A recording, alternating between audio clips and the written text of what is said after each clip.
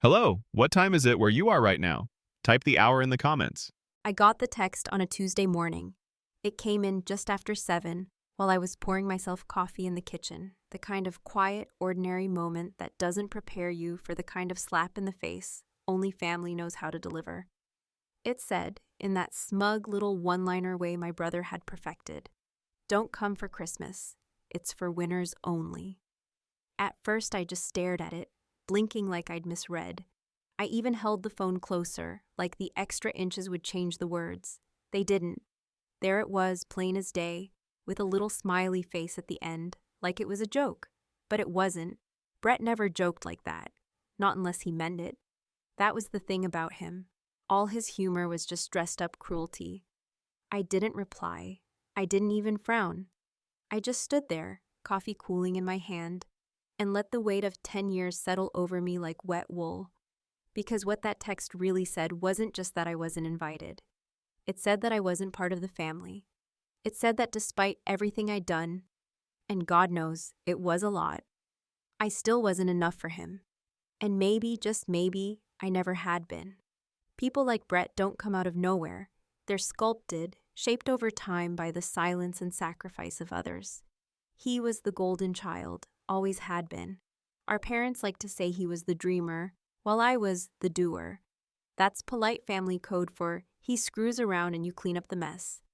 When we were kids, Brett always knew how to get what he wanted without doing the work. He had that charm that made teachers forgive late homework, that let him skip the dishes after Thanksgiving, that got him out of curfews and punishments I would have been grounded for weeks over. It was impressive in a way. Even when he was broke, unemployed, or up to his neck in bad decisions, he could smile and talk his way out of the fire, and somehow I was always the one carrying the water to put it out. Take last year, for example. Brett's wife, Maggie, called me behind his back, said the bank was threatening foreclosure, the kids were behind on school fees, and she didn't know what to do. Of course, I sent money. I always did. Not because I'm some saint. Not because I had it easy. But because I thought that's what big sisters do. I worked double shifts through flu seasons, skipped vacations, said no to replacing my own damn car, just so his family could live in that house they called theirs. So yeah, when he sent that message, I knew exactly what it meant. It meant that I'd built their life on my back. And now that it looked good from the outside, they didn't want the scaffolding showing. Brett didn't want me around his perfect little illusion. I didn't fit the image. His kids had no idea that their successful dad hadn't paid for their Christmas presents in years, that it was me writing the checks, me mailing packages with no name on them so he could take credit, me keeping their lights on. But I didn't need credit. I just wanted to help. I just wanted someone in that house to be okay. It wasn't the insult that hurt me. It was the clarity. That message didn't come out of nowhere. It came from a place of practiced entitlement. Brett didn't send it on a whim. He sent it because he thought he could. Because for 10 years, I'd let him. I had trained him to think I would always be there, always be quiet, always keep helping no matter how deep the cuts went. And now, for the first time, I realized I didn't have to be. I sat down on the kitchen stool, opened my budgeting app, and started scrolling through every payment I'd made in the last year. The automatic transfers to Maggie's account on the 15th. The kids' tuition fees every semester, the surprise electric bill that somehow always ended up in my name, even the birthday party deposit I'd quietly paid when Brett forgot his wallet last fall. I saw my own bank account like I hadn't in years. Not as a tool to plug someone else's holes, but as something that was mine, my money, my effort, my sacrifices. And I realized with a strange calmness that I was done. No drama, no yelling, no self-righteous speech, just done. The next morning, I paused the transfers. I canceled the auto-pay accounts and closed the emergency card Maggie used for groceries. I logged into the private school's tuition system and removed my name as the backup payer. It took less than an hour. 10 years of quiet giving, gone with a few clicks. It didn't feel vindictive. It felt like truth, like gravity finally pulling something back to earth. And I didn't tell them. That was the most satisfying part. I didn't send some dramatic text or post a status. I didn't warn them or gloat. I let them find out the same way I found out I wasn't family anymore. In silence. Because here's the thing about bridges. They don't always collapse in flames. Sometimes they rot quietly, plank by plank, until one day they're just gone. And the ones who used to cross them without thinking suddenly find themselves stranded, wondering how they didn't see it coming. So no, Brett, I won't be coming for Christmas. Because maybe you're right. Maybe it really is for winners only. But you forgot one thing. The one who kept you winning was me. And now I've stopped playing. By Thursday afternoon, I had done something I hadn't done in nearly 11 years. I ignored Brett's call. Not silenced, not postponed, but full-on ignored it. I let it ring until his voice went to voicemail, and then I turned the ringer off like it wasn't even worth my time. And you know what? It felt good, not triumphant, not petty, just clean, like washing off a thick layer of guilt that had been caked on so long I forgot what it felt like to move without it. The day before, I'd canceled the auto pay for his car insurance. It was something I'd set up back when he got his license suspended, the second time. He promised it would be temporary, just for a month or two until he got back on his feet. That was nearly 5 years ago. I'd paid the policy every single month, never missed one. Not because I wanted to, but because I was scared of what would happen if I didn't. I imagined his kids stuck on the side of the road in the rain, or Maggie having to take a bus to her late shift at the grocery store. But now, something had shifted in me. I realized that I was being held hostage by imaginary guilt, not by reality. It wasn't my responsibility to rescue them from their own lies. So I made the call. I told the insurance company to cancel the policy immediately. The lady on the phone asked if I wanted to notify the primary driver. I smiled and said no. Let him find out when the cop pulls him over and asks for his proof of insurance. Let him stand in the rain for once. I didn't stop there. I logged into the shared banking app where I'd been quietly sending Maggie a couple $100 every month. It started 2 years ago when she called crying because their heating had been shut off. I had just paid my own overdue bills and had $32 left until payday, but I still wired her $300. It wasn't a loan. It wasn't even a favor. It was expected. That's how deeply the pattern had sunk in. I was the safety net no one even saw anymore. Not because I was invisible, but because they had grown too used to never looking down. I ended the transfer and deleted the linked payment schedule. There was a small, almost satisfying emptiness on the screen where the line item used to be. I stared at it like a missing tooth. Odd at first, but then oddly freeing. That night, Maggie texted me. It was short. Did something happen with the account? The grocery card isn't working. I stared at the screen for a long while, then typed out a single sentence, and then deleted it. Then another, I finally just wrote, "No idea, ask Brett." That's when I realized she probably had no clue what her husband had said to me. Brett, the family diplomat, the charming liar, had probably framed my absence from Christmas as something innocent or vague. Maybe he told them I was busy or not feeling well or had a new boyfriend. Anything but the truth. He would never tell them that he kicked me out of the holiday with a smug little message, like I was the help who'd overstayed her welcome. The next morning, Maggie called me instead of texting. I let it go to voicemail. 10 minutes later, she sent me another message, this one a little more panicked. "Brett just got pulled over. The car's not insured. What's going on?" There it was, the first domino tipping over. It had taken less than 48 hours. I didn't reply. I set the phone down and poured myself a drink, something I hadn't done on a weekday in months. It wasn't a celebration. It was a ceremony, a small toast to the moment the balance started to shift. As I sat there in the quiet, I thought about how many times I'd bailed them out without so much as a thank you. There was the year I paid for their son's baseball uniform and fees. $600 I pulled from a credit card because Brett swore they'd pay me back before the next statement. They never did. There was the Christmas I gave Maggie a Target gift card because I knew they couldn't afford presents, and she smiled like it was a gift from Santa. Then gave me a candle in return, one of those tiny ones from the dollar bin. I don't even like candles. They knew that. The more I remembered, the angrier I became. Not just at them, but at myself. How had I let it go this far? How had I allowed my entire adult life to revolve around patching up someone else's cracks while my own foundation was crumbling? I had worked every holiday for 5 straight years, every single one. I was the reliable one at work, the one who'd take the shifts no one else wanted, because I needed the overtime to pay Brett's rent one more time, or keep their power on when the bill collector started calling. And now here I was in my own home, for once not panicking over someone else's problems, for once not rearranging my life to fix theirs. It was quiet, it was strange, but it was mine. That night, I opened a new savings account. I labeled it for me.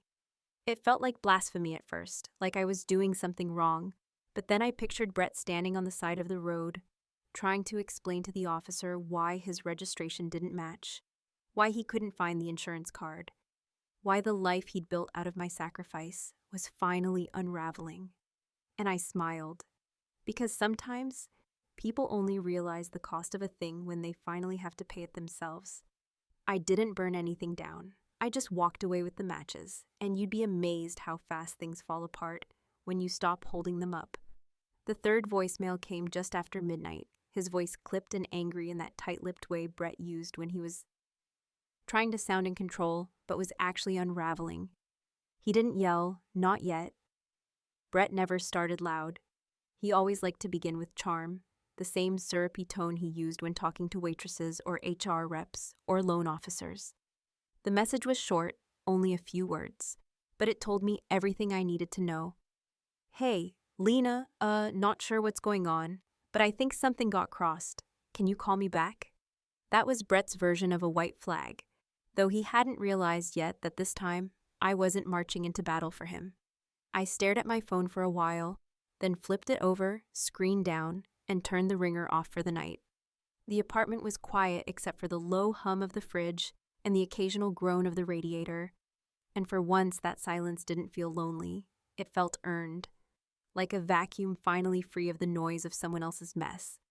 By morning, I had another message, this time from his daughter, Claire. She was 17 now, all hormones and entitlement, and had inherited her father's talent for making demands sound like questions. The message read, "Why is my tuition showing unpaid? Did you forget or something?" Not hello, not how are you, not even a hint of awareness about what she was asking. I read the text twice just to be sure I wasn't misinterpreting the tone, but it was exactly what I thought it was. Entitled, ungrateful, and completely unaware that the only reason she'd ever set foot in that fancy private school was because of me. I didn't reply. I didn't even get angry. Something in me had gone too still for that now. I just sat back and thought about the first time I paid her tuition, 4 years ago when she was entering high school and Brett had called me in tears, saying the school had threatened to drop her. He'd called it a misunderstanding, blamed Maggie for forgetting to mail the check, and said he'd fix it. But I didn't wait. I paid it that afternoon, all $5,000 of it, because I didn't want Claire to feel the shame of being pulled out of class. I told myself it was for her, not for him. I told myself that again every semester, every payment. Now here she was, texting me like I was her personal assistant who had dropped the ball. I could have said something. I could have reminded her that I wasn't her parent. I could have asked where her father was in all this, but I didn't. I simply deleted the message and let the silence speak. A few hours later, I found myself scrolling through old voicemails, something I hadn't done in years. Maybe out of boredom, or maybe out of some morbid curiosity. One of them caught my eye. It was from my mother, dated 2 years ago, and I vaguely remembered the night she left it. I had just gotten off a long shift at the hospital, exhausted to the bone, and she'd called twice before I picked up. The message had been short but dense with guilt. "Don't stop helping your brother," she said, her voice soft, almost pleading. "He's not strong like you. You're the one who holds everyone together." That message echoed in my ears like a curse. Not strong like you. That one sentence had kept me trapped in a role I never auditioned for. I wasn't some indestructible superhero. I was just a woman who had been told too many times that her own needs came second, third, sometimes not at all. I thought about how my mother had always made excuses for Brett, even when he was stealing from her purse, even when he got kicked out of college, even when he disappeared for a year after his daughter was born. She would shake her head, sigh, and say, "He just needs guidance." Guidance, as if my entire adulthood hadn't been one long, unpaid internship in managing his dysfunction.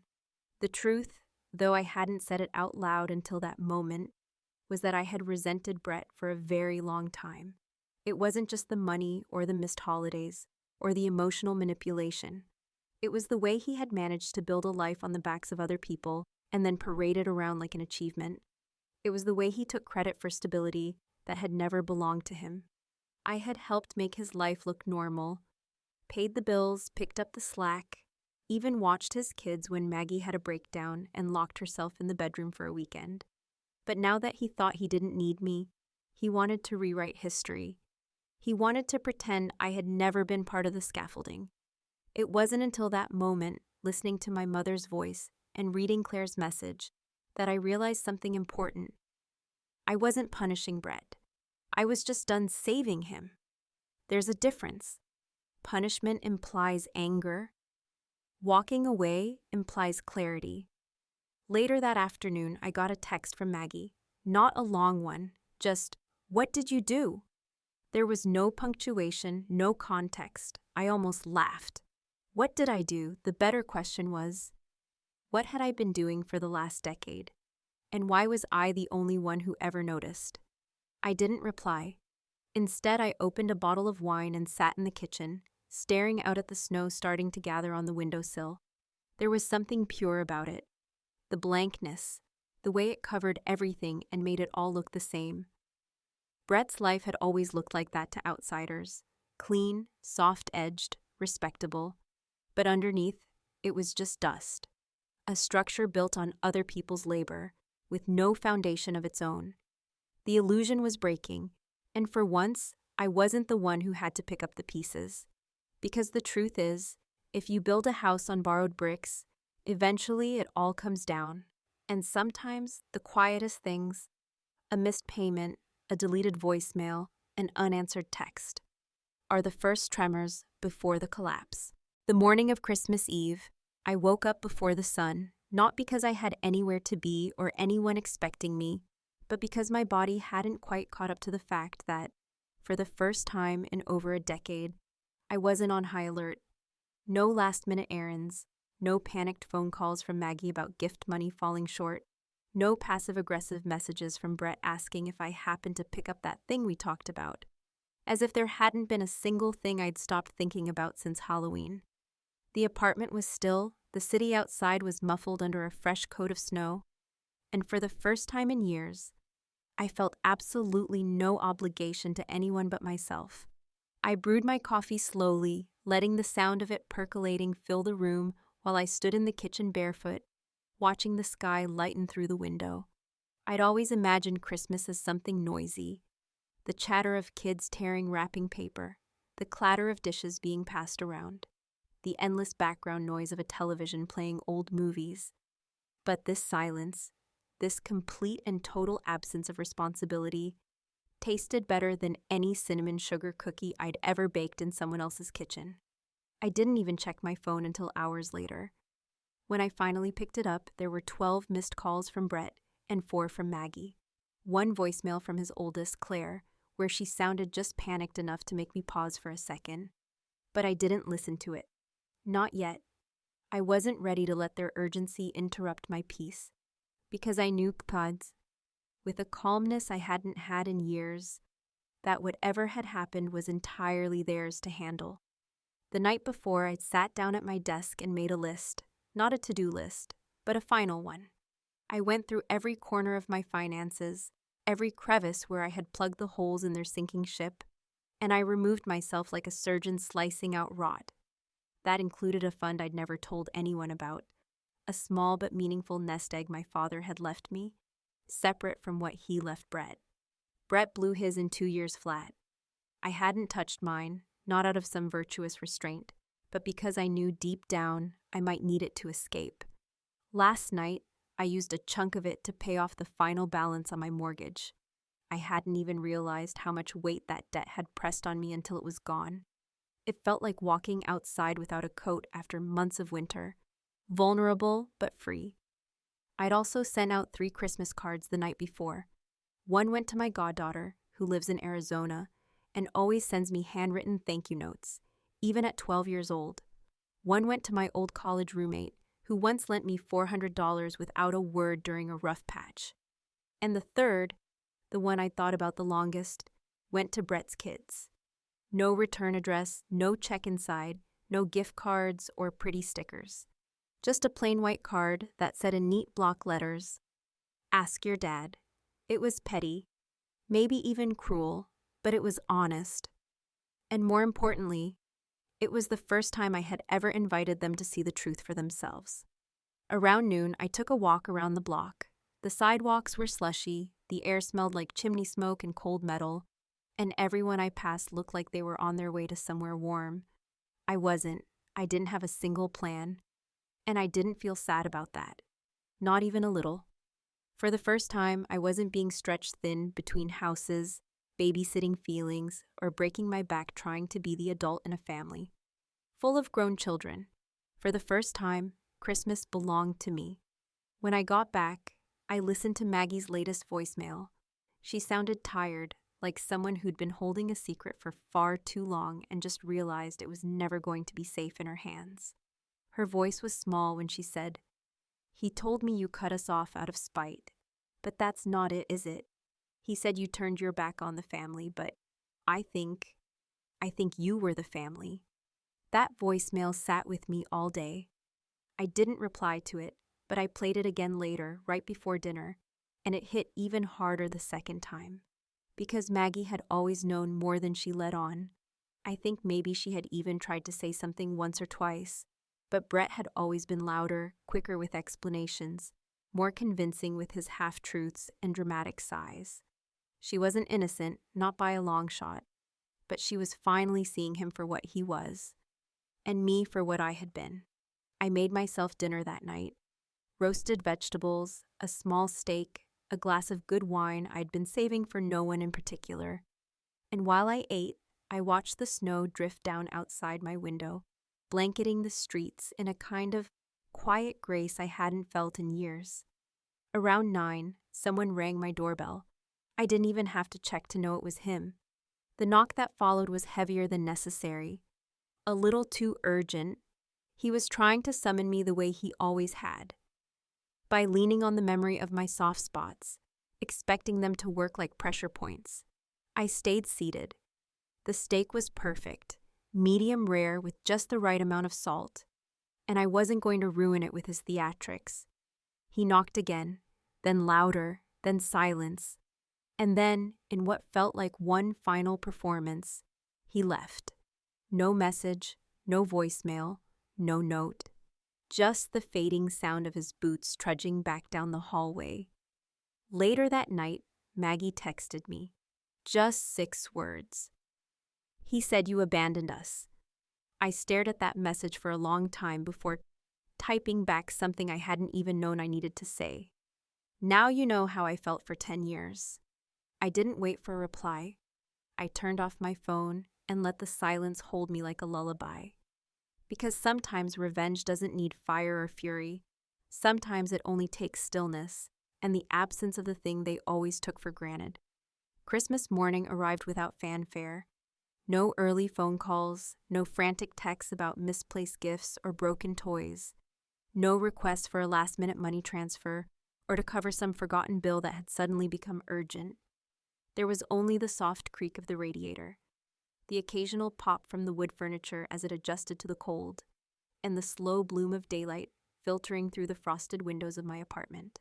I had woken up naturally, without an alarm or a to-do list hanging over my head, and for a moment I simply lay there, breathing in the quiet, like it was something rare and precious, which maybe it was, because I couldn't remember the last time I had spent Christmas alone, not in sadness, not in exile, but in peace.